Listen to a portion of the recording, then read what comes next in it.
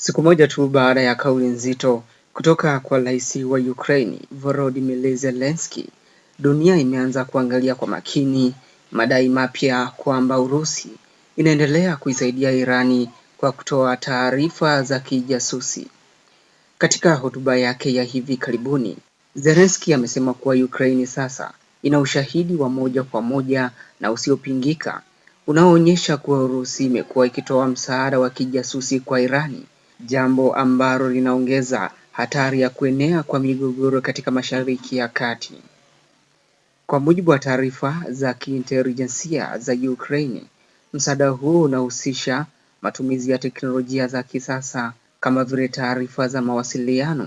pamoja na ufuatiliaji wa kielektroniki ambazo zinaweza kusaidia Irani kufanya mashambulizi yenye usahihi zaidi. Kauli hiyo inakuja wakati ambapo tayari kulikuwa na ripoti kutoka vyombo vya habari vya kimataifa vikidai kuwa Urusi imekuwa ikishirikiana na Irani katika nyanja za kijeshi, ikiwemo kushirikisha picha za satelaiti pamoja na teknolojia ya ndege zisizo na rubani.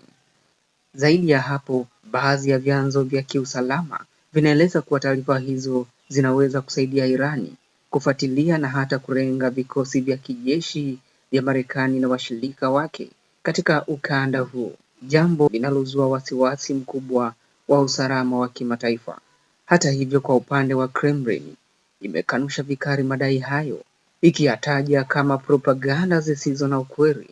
huku ikisisitiza kuwa Urusi haihusiki katika kusaidia mashambulizi yoyote dhidi ya mataifa mengine. Wachambuzi wa siasa za kimataifa wanaonya kuwa ushirikiano huo, ikiwa utadhibitika, unaweza kuifanya vita ya Ukraine na migogoro ya Mashariki ya Kati kuanza kuunganishwa na hivyo kuongeza hatari ya mgogoro mkubwa zaidi wa kimataifa. Kwa upande wake, Zelensky ametoa wito kwa jumuiya ya kimataifa kuchukua hatua za haraka ili kuzuia kile alichokiita ushirikiano hatari kati ya Urusi pamoja na Irani, akisema unaweza kuathiri usalama wa dunia pamoja na masoko ya nishati. Hali hii inaendelea kuongeza presha katika siasa za kimataifa, huku mataifa makubwa yakilazimika kuchukua msimamo juu ya madai hayo ambayo yanaweza kubadilisha mwelekeo wa migogoro inayoendelea duniani.